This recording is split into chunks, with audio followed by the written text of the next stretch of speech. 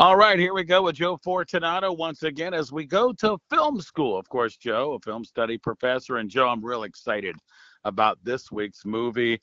Saw it years ago. I liked everything about it. But I'm not going to steal the show. Why don't you take it from there, my friend? Well, I appreciate it, Ray. Welcome everybody, and yeah, this is definitely something I would consider to be a quote modern classic. Modern, I don't know, it's 25 years anniversary. Time passes so quickly.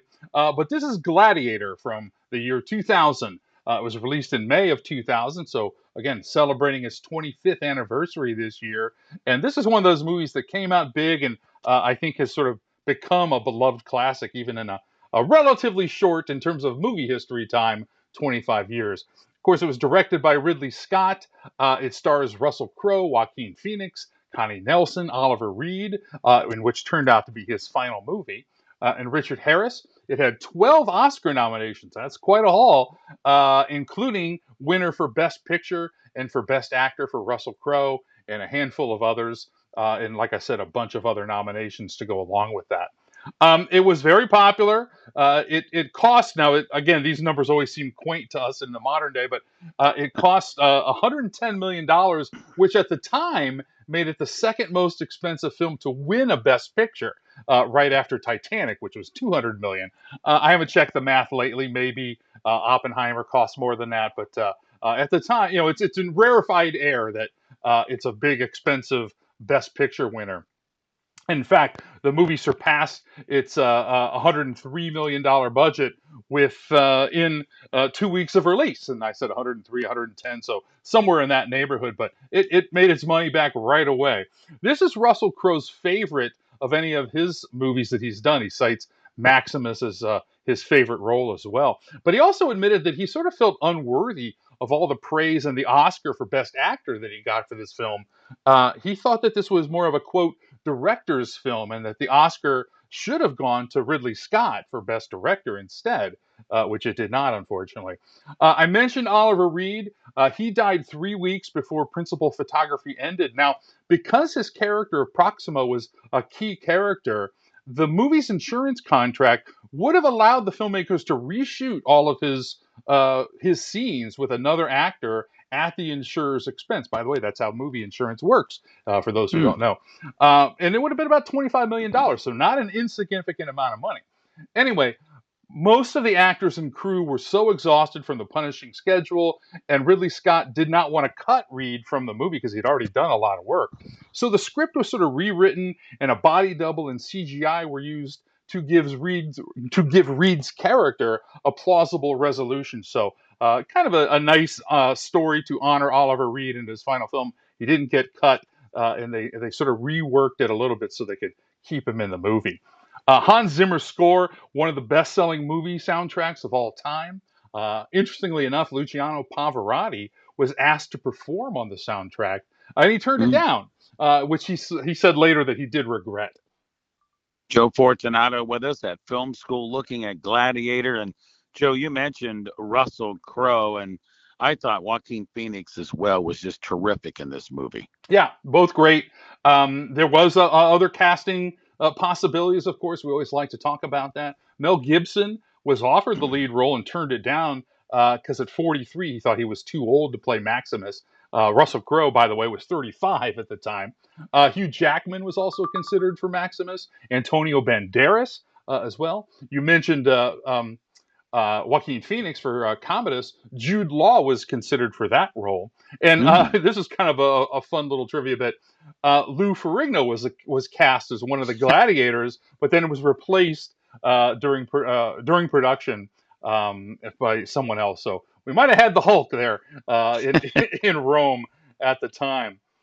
This is a deep dive into trivia for real fans of arcane sci-fi. But one of the totems, the little pole they carry when they march into battle, one of the totems carried by the Germanic tribesmen in the opening scene is the famous mask from Zardoz. the really weird science fiction movie from 1974 that Sean Connery starred in. If you don't know what it is, look it up. I'm not suggesting you watch it. It's really weird. But anyway, that famous mask is the totem that they carry into battle.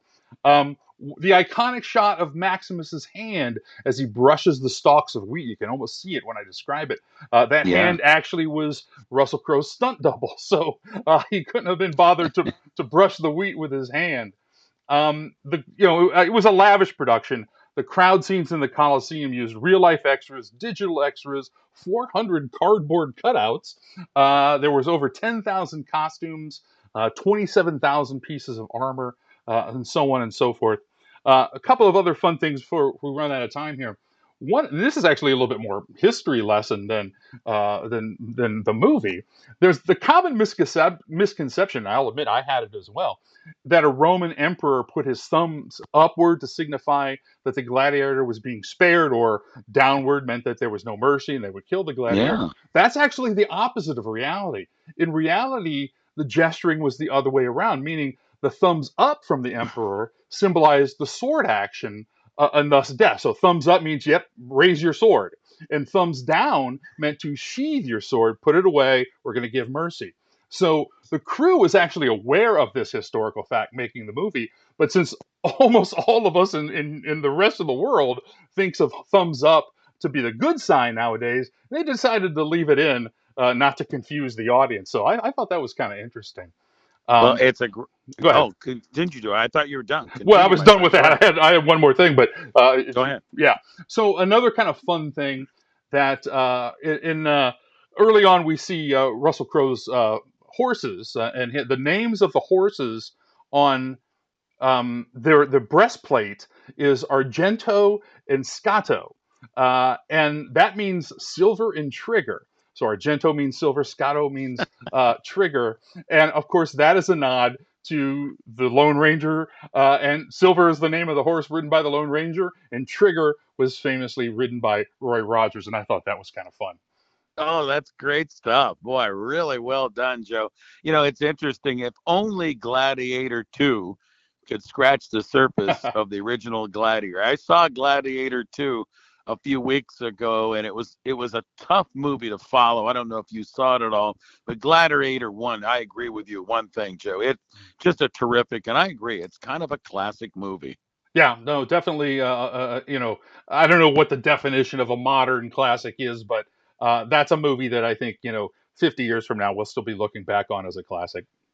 Hey, Joe, before I let you go this week, anything happening and we can direct some folks on over to your website? You always have some stuff going on. What's the latest? Yeah, I always encourage everyone to go to my website, joefortunato.net.